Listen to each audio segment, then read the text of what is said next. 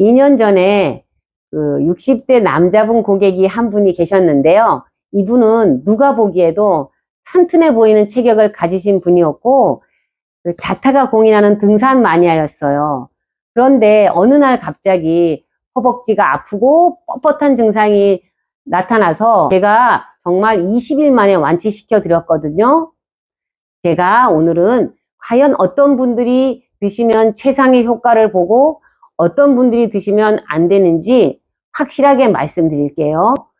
자, 그럼 녹용 인삼 홍삼을 먹으면 안 되는 경우를 먼저 말씀드릴게요. 첫 번째로 젊은 사람.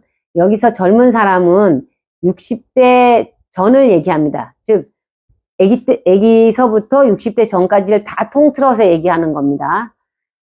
왜냐하면 이 젊다라는 것은 대부분 양기가 있어서 이런 녹용이나 인삼, 홍삼 등으로 굳이 기운을 올리지 않아도 된다는 뜻이에요. 두 번째로 열이 많은 사람입니다. 녹용, 인삼, 홍삼이 따뜻한 성질이기 때문에 열이 많은 분들이 섭취하면 열을 더 오르게 한다는 것은 꼭 아셔야 합니다. 그런데 녹용, 인삼, 홍삼을 장기간 먹게 되면 오장육부가 더 뜨거워지게 되어서 손발이 비정상적으로 뜨거워지거나 심지어 이제 머리까지 아프게 됩니다. 코피나 변에 피가 나오는 경우도 있고요. 가슴이 답답하고 어깨 뭉침 같은 그런 부작용이 나타나기도 해요. 오장육부가 뜨거워지면 나타나는 증상이 너무 많아서 여기서 제가 일일이 말씀을 못 드리고 네이버에 하남 시청역 약사를 치시면 거기 블로그가 나와요. 거기에 전자책이 있으니까 거기 들어가셔서 보시기 바랍니다. 또 이제 드시면 안 되는 분, 세 번째로 본인이 열이 많은 체질인지는 모르겠으나 염증이 있는 사람입니다. 예를 들면 종기가 자주 난다거나 또 뭐 위염, 또 장염, 뭐 간염, 심장염, 요도염, 방광염, 대장염, 관절염 모든 그런 염증을 일컫는데요. 다들 아시겠지만 염증과 열증은 같은 뜻이에요. 또 드시면 안 되는 분들 네 번째, 요즘 스트레스를 잔뜩 받고 있는 사람입니다. 스트레스를 우리가 받으면 맨 먼저 간이 뜨거워져요. 그런데 이렇게 간이 뜨거워지다 보면 간은 생기를 담당하는데 그 기능을 제대로 발휘를 못하다 보니 기운이 없어집니다. 그래서 피곤하다, 하고 나도 피곤하다, 하는 일도 없는데 피곤하다. 즉 피곤하다는 말을 입에 달고 살아요. 그러면 결국 보약을 지어 먹자 하고 이제 녹용이나 뭐 인삼을 넣어서 보약을 짓거나 또는 간단하게 홍삼이나 사 먹자, 경옥고 같은 거 사 먹자 이렇게 되는 거죠. 그런데 안 그래도 스트레스로 뜨거워진 간을 이런 약을 먹게 되면 더욱 뜨겁게 하는 거죠. 그래서 이제 보약을 먹어도 너무 피곤한 거야. 그래서 병원에 가니 피검사를 하게 되고요. 결과는 간 수치가 올라갔다 이렇게 판단이 나오는 진단 결과가 나오는 거죠.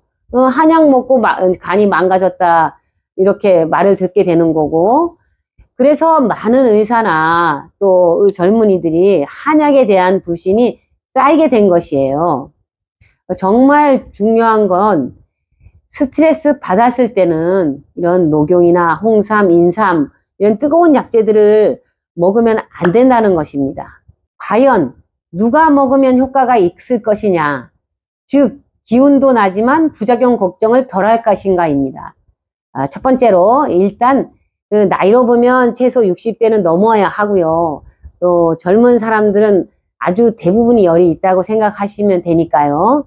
또 두 번째로 현재 스트레스가 많지 않은 분, 그럼에도 또 우리 모두 인생 살아가는데 잔잔한 걱정들이 있으시기 때문에 스트레스가 전혀 없는 분들은 찾기가 어려워요. 또 세 번째, 누가 봐도 기분 좋은 가로를 하고 있는 분, 예를 들면은 장사가 안 되는데 하루 종일 가게에 있어서 힘든 분, 이런 분은 안 되고요.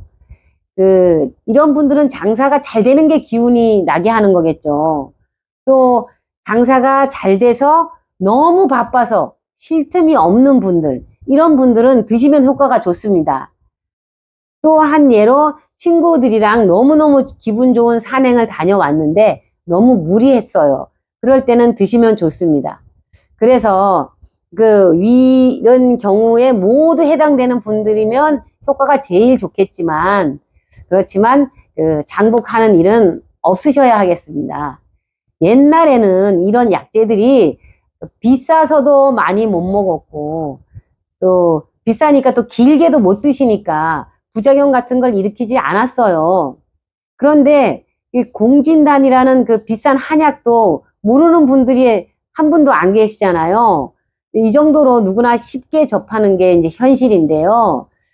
공진단에는 녹용, 인삼이 모두 들어가 있답니다. 몇 년 전에 또 공진단을 한 달 동안 열심히 드시고서 오신 60대 중반 여자분이 가슴이 두근대고 잠이 안 와서 이제 저한테 또 오셨어요. 당연히 이분은 심장열을 내려드리고 또 좋아지셨죠. 제가 보기에도 아주 혈기왕성한 여자분이었는데 더 많이 이제 활동을 하고 싶으시니까 보약으로 드시게 된 거예요. 저조차도 사실 사상의학을 하던 시절에 태음이는 녹용이 맞다고 해서 열심히 녹용을 넣고 지어 먹었답니다. 결국 얻은 것은 난소염으로 수술까지 한 것이었어요. 녹용 한약을 먹을 때는 사실 좀 기운이 났어요. 그래서 좋았고요. 그러니까 또 장복을 하게 됐죠. 그런데 간이 열받아서 짜증도 잘 나고 자궁 근종은 자꾸 커지고 결국 이제 복수까지 차서 제가 병원을 가서 난소염인 걸 알게 되었었거든요. 이게 물론 이제 녹용 한약 때문에 100% 일어난 일은 아니라고 저는 봐요. 그렇지만 제가 스트레스를 받고 있던 상황에 이 더욱 열을 보태는 녹용 한약을 먹어서 이런 일이 벌어졌던 거죠. 자, 그래서 다시 한번 오늘 영상을 정리해 드리면 녹용, 인삼, 홍삼을 절대 드시면 안 되는 분들은 젊은 사람, 또 열이 많은 체질, 또 스트레스를 받고 있는 분, 또 드셔서 효과를 보실 분은 나이가 드신 분들 중에 염증도 안 보이고 또 스트레스도 없는 분들이 기운이 없으실 때가 제일 좋으셔요. 뭐 또 젊으시더라도 너무 기분 좋은 가로로 힘들 때 잠깐 드셔도 좋죠.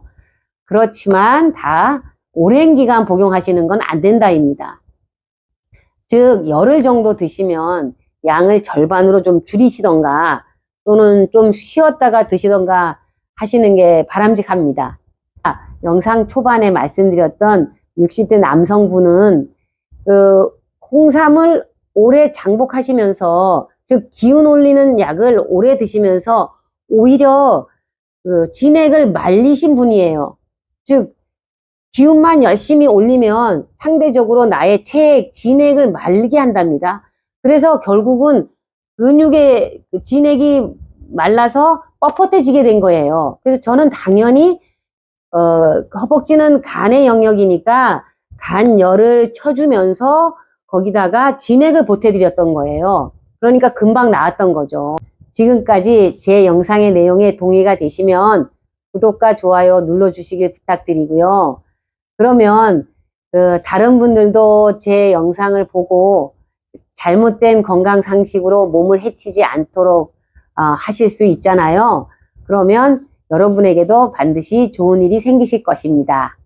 이런 보약 종류로 신장, 즉 콩팥도 같이 뜨거워져서 안 좋아질 수 있는데요. 저희 약국 위에는 혈액 투석을 전문으로 하는 내과가 있어요. 투석하시는 그분들도 다 처음부터 신장이 안 좋으셨던 건 아닌데 다양한 이유로 혈액 투석까지 하시게 되었더라고요. 뭐 20대에서 90대까지 참 연령대도 다양하신데요. 그분들을 보면서 초기에 신장이 안 좋아지는 신호가 올 때 좀 도와드렸었으면 하는 안타까움이 늘 있답니다. 신장이 안 좋아지기 시작할 때 어떤 증상들을 나타내는지 또 대처 방법은 어떠한 게 있는지 그런 설명한 영상이 있으니 고정 댓글에서 보시기 바랍니다.